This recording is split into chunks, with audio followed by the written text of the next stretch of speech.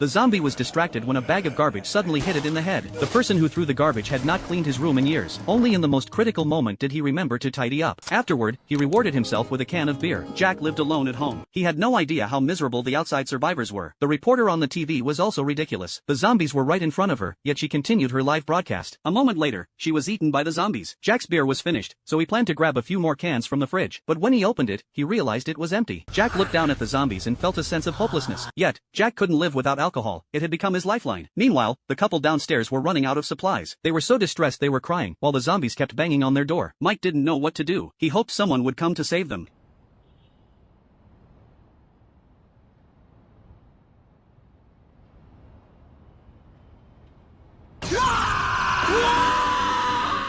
Mary heard Mike's cries and hurried over, and she saw Jack. Jack explained that the stairs in his apartment were filled with zombies. Even though Mike's house had no supplies left, he still offered for Jack to hide there. Jack refused the invitation because he still needed to get alcohol. He asked Mike if there was anything he needed. Mike said they were out of toilet paper, and Jack promised to bring back double ply. Jack hopped on his bike, and the zombies, seeing him, began chasing him wildly. Jack quickly found a convenience store and was caught on camera as he entered. Singing to himself, Jack stepped inside the store, only to find there was another survivor, a girl. Janet wasn't surprised to see Jack. Jack, embarrassed about being heard singing, blushed. To ease the awkwardness, he tried to start a conversation with Janet, but she didn't say a word and just left with her supplies. Jack didn't give up. After all, seeing another living person was a rare occasion, and she was a very attractive girl. He wasn't going to let her leave so easily. He asked Janet for her contact information, and she pulled out her phone. Jack thought she was agreeing, so he took out his phone to add her. But then Janet spoke, saying she thought Jack had only come for beer, which wasn't a high priority task. Jack was confused by what priority meant. Janet believed that Jack couldn't even evaluate risks properly and didn't want to team up with him. Jack would only slow her down. At that moment, Jack noticed the zombies were coming in. Janet was still refusing to add Jack as a friend, and a group of zombies charged at her.